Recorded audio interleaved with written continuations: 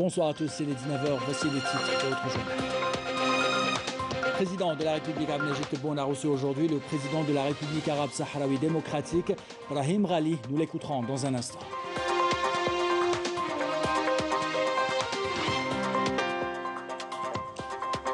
Comment renforcer la diplomatie économique dans notre pays à l'étranger? Le Bureau d'information et de promotion des investissements et des exportations est créé. Nous découvrirons ces missions dans ce journal.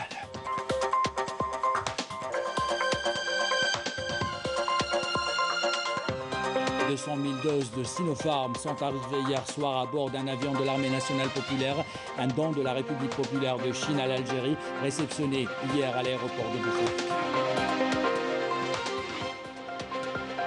Enfin, on fait le point sur le début de votre connexion Internet. Est-il suffisant? Algérie Télécom parle d'une nette amélioration ces derniers jours. Le ministre du secteur promet une connexion plus rapide pour l'ensemble des utilisateurs. Voilà pour les titres. Bienvenue à tous. Tout d'abord, le président de la République Abdelmajid Tebboune a reçu aujourd'hui le président de la République arabe sahraoui démocratique, Brahim Ghali. L'audience s'est déroulée au siège de la présidence de la République.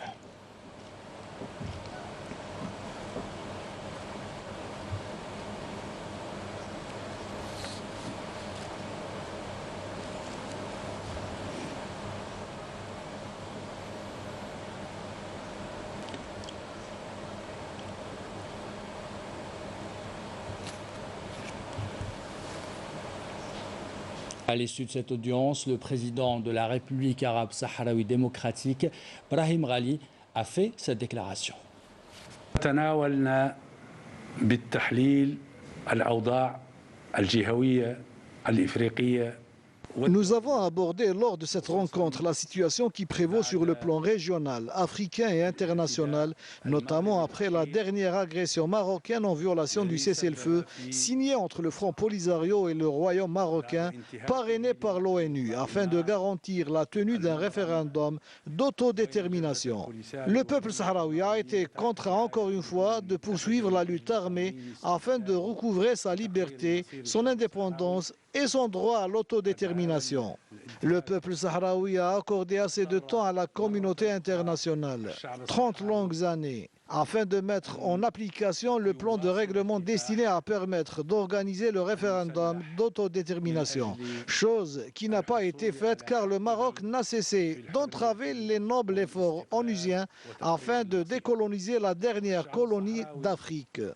Le silence de la communauté internationale devant les entraves dressées par le Maroc et les violations des droits de l'homme qu'il a commises à l'encontre des citoyens sahraouis isolés au niveau des territoires occupés, notamment des femmes militantes qui sont agressées quotidiennement dans les rues, juste parce qu'elles ont réclamé ce qui leur revient de droit et permettre à leur peuple d'obtenir son indépendance. Nous appelons les organisations internationales de défense des droits de l'homme à intervenir afin de protéger les citoyens sahraouis sans défense. Cette rencontre a donc été fructueuse, fraternelle. Merci au président, merci à l'Algérie et merci à vous tous.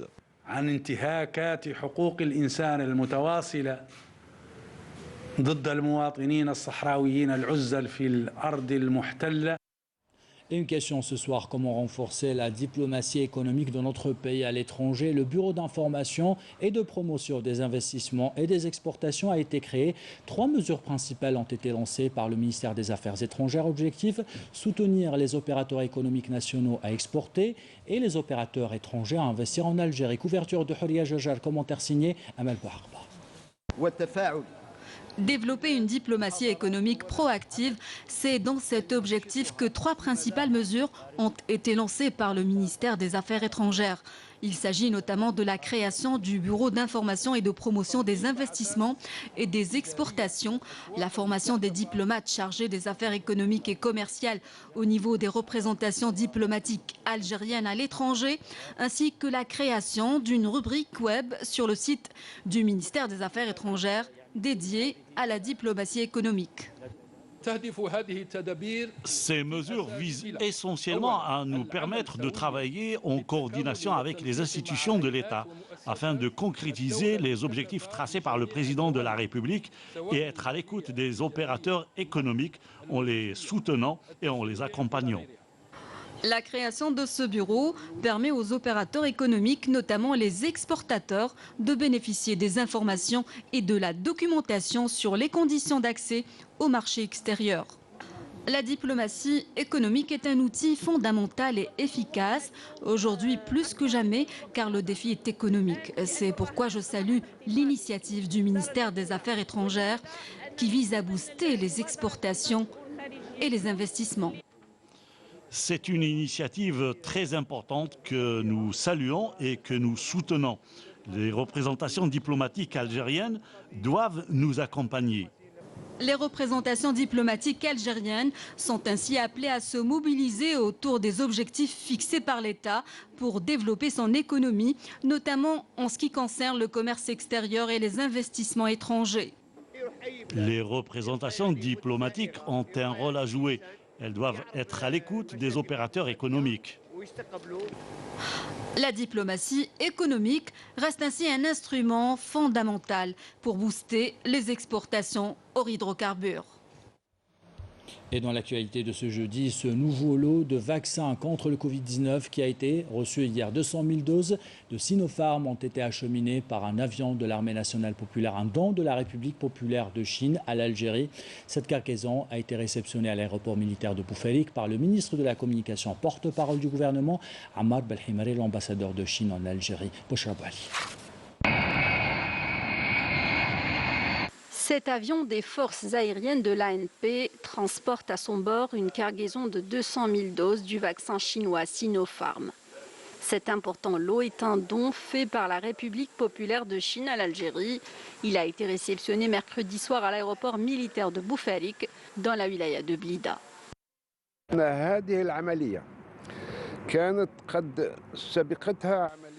Cette opération intervient suite à d'autres opérations de livraison, à l'instar de celle du vaccin russe Sputnik V d'AstraZeneca.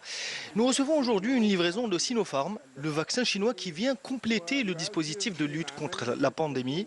Ce processus se poursuivra. Il y aura d'autres livraisons du vaccin anti-Covid-19 jusqu'à satisfaction complète des besoins du pays avant la fin de l'année.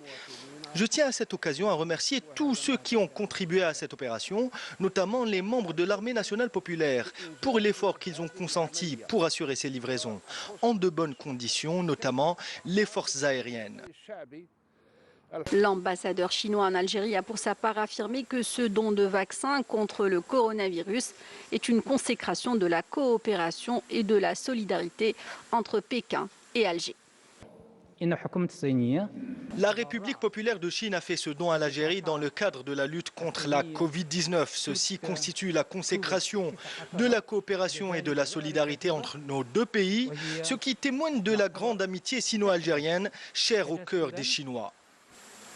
Une lettre de remerciement du Premier ministre Abdelaziz Jarrad a par ailleurs été remise à son homologue chinois par le ministre de la Communication, porte-parole du gouvernement, à l'ambassadeur chinois en Algérie lors d'une cérémonie tenue au salon d'honneur de l'aéroport militaire. Pour rappel, un lot de 700 à 800 000 doses du vaccin anti-Covid-19 dans le cadre du dispositif onusien COVAX est également attendu pour la dernière semaine du mois de février en cours. Et cette pandémie, vous le savez, continue à faucher des vies. Le virus ne cesse de muter, d'où la nécessité de partager des études et des expériences entre États. L'Algérie a exposé aujourd'hui au CIC sa stratégie nationale dans un séminaire international sur la stratégie de notre pays dans la lutte contre le coronavirus. Abdelrahman Ben Bouzid, ministre de la Santé, de la Population et de la Réforme hospitalière, était présent à Del Bouhams. Aujourd'hui, seule la solidarité permettrait au pays de lutter efficacement contre la pandémie du coronavirus et ses conséquences socio-économiques. Il s'agit là d'un objectif noble qui passe également par un équitable accès des peuples et des nations au progrès de la science, selon le ministre de la Santé, Abdelrahman Ben Bouzid. On peut y arriver ensemble en conjuguant nos efforts pour enrayer les méfaits du coronavirus et freiner cette catastrophe sanitaire dont souffre l'humanité entière. Ça serait de notre point de vue un formidable moment de solidarité internationale et un indéniable sursaut collectif de l'humanité. Je saisis cette occasion pour mettre en avant tout l'intérêt que nous accordons au développement de notre partenariat pour pallier tous les défis sanitaires à venir.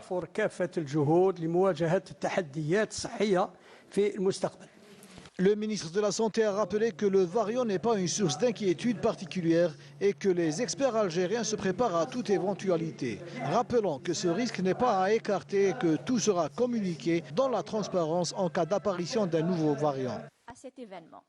Autre question qui vous intéresse particulièrement, le débit de votre connexion Internet. Vous n'êtes pas toujours satisfait de la qualité et pourtant Algérie Télécom a fait des efforts ces derniers jours. 2 millions d'utilisateurs ont bénéficié d'un passage de 2 MB à 4 MB. Une amélioration certes, mais selon le ministre de la Poste et des Télécommunications, Brahim Boumzar, cela reste encore insuffisant. Reportage Yassine Naqash, commentaire signé Raouf Hamouche.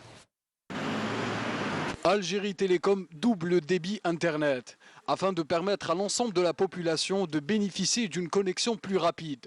2 millions d'abonnés passeront de 2 à 4 mégas. En ce qui concerne le débit Internet, j'ai constaté une nette amélioration ces derniers jours.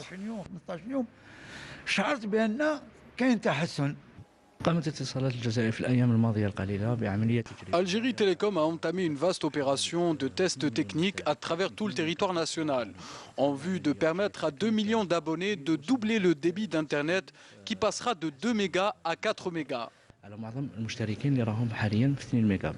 Une amélioration qui est le résultat des projets qui ont été entrepris par le ministère de la Poste et des Télécommunications en matière de modernisation des couches du réseau national d'Internet.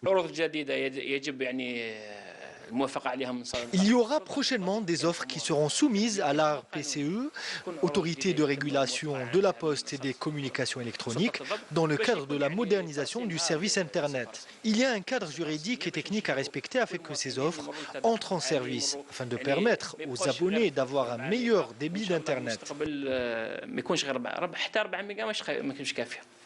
Une augmentation qui prend tout son sens, notamment en cette période exceptionnelle où tout ou presque se fait en ligne. Études, achats, paiement de factures, encore retrait de documents de l'état civil, à condition d'avoir un bon débit.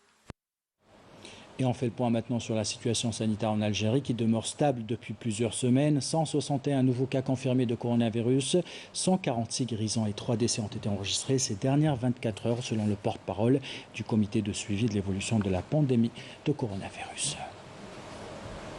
Ce communiqué maintenant du ministère des Affaires étrangères, l'Algérie suit de près la situation qui prévaut dans la République du Niger, marquée par certaines séances de violence intervenues au lendemain de la publication des résultats de l'élection présidentielle proclamée par la Commission électorale nationale indépendante. L'Algérie condamne fermement les actes de violence et en appelle à l'apaisement et au calme et à la raison. Elle encourage tous les acteurs politiques à respecter les résultats du processus électoral et à recourir aux voies légales et au dialogue pour exprimer leur doléance. L'Algérie exprime son attachement à la préservation de la stabilité de ce pays frère et réitère sa disponibilité à œuvrer avec les autorités nigériennes à renforcer les liens puissants de fraternité et de coopération à la promotion de la stabilité et la prospérité dans toute la région.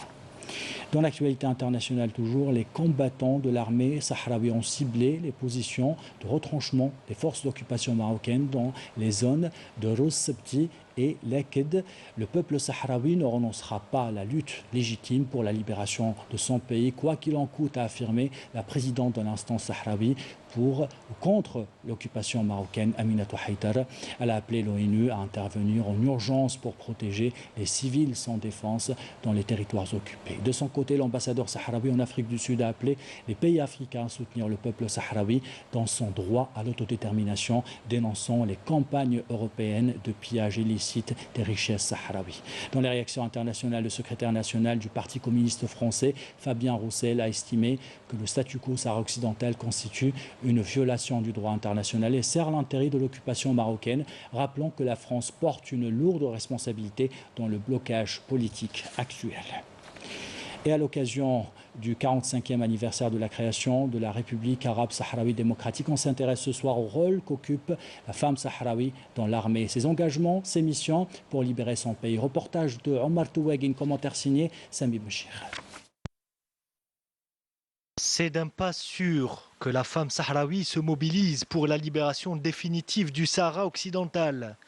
Une mobilisation affichée lors des défilés célébrant l'anniversaire de la création de la RASD, qui traduit son dévouement sans faille au service d'une cause et d'un drapeau. La femme sahraoui a toujours été aux côtés de son frère sahraoui et est prête à remplir toute tâche assignée par l'institution militaire ou pour simplement lui apporter assistance. Je déclare solennellement ma solidarité avec les combattants de l'armée populaire de libération sahraoui. Nous leur disons que nous sommes toutes mobilisées derrière eux et en cas de besoin, d'entrer dans la bataille. C'est notre devoir en tant que femmes sahraouis de nous mobiliser auprès de nos frères dans le contexte actuel, cette deuxième guerre de libération. À l'image de nos aînés qui nous ont passé le flambeau, nous répondrons présentes dans les hôpitaux, les écoles et toutes les institutions nationales, partout sur le territoire sahraoui. Nous sommes toutes prêtes à jouer notre rôle dans la guerre qui s'est déclenchée. Solidarité avec le peuple sahraoui par-delà les frontières, toute la patrie ou le martyr.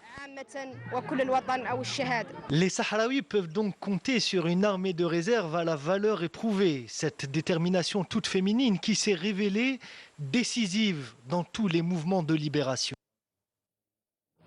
Retour en Algérie, destination en Tizi Ouzou qui conserve sa position de première ville productrice de lait et de produits laitiers. L'État subventionne les producteurs à hauteur de 14 dinars par litre produit. Et vous allez voir que c'est toute une activité commerciale qui se développe, l'activité de transformation dans toute la région. Commentaire signé Nesrim Ben Saïdi. Nous sommes ici au milieu du massif montagneux du Djurdjura. Wilaya de Tizi Ouzou, région agricole par excellence, où de nombreux éleveurs se sont lancés ces dernières années dans la production de lait et de fromage. Cette région est même classée deuxième région productrice de lait au niveau national. Plusieurs agriculteurs spécialisés dans l'élevage ou la collecte de lait ont bénéficié d'une aide de l'État. Pour ceux disposant d'un agrément sanitaire, c'est une aide estimée à 14 dinars par litre et de 12 dinars pour ce qui est du soutien à l'agriculteur. Les collecteurs ont aussi une prime de collecte estimée à 5 dinars par litre. Si jamais la laiterie fait de l'intégration du lait cru, elle bénéficie d'une aide entre 4 à 6 dinars par litre. C'est un projet qui a été créé dans le cadre de l'ONDI avec le financement de la BAD. Avec plus de 165 millions de litres de lait lors de la dernière campagne, Tizi Ouzou parvient à préserver sa pole position à l'échelle nationale en termes de production laitière, ce qui a donné lieu à l'émergence de plusieurs activités industrielles dans la transformation et la production de produits laitiers. 23 unités entre laiterie et fromagerie sont opérationnelles dans la région. Ainsi va l'actualité, c'est la fin de ce journal. L'équipe de la rédaction qui l'a préparé, l'équipe technique qui l'a réalisé, vous remercie de l'avoir suivi. Merci pour votre fidélité. Belle soirée.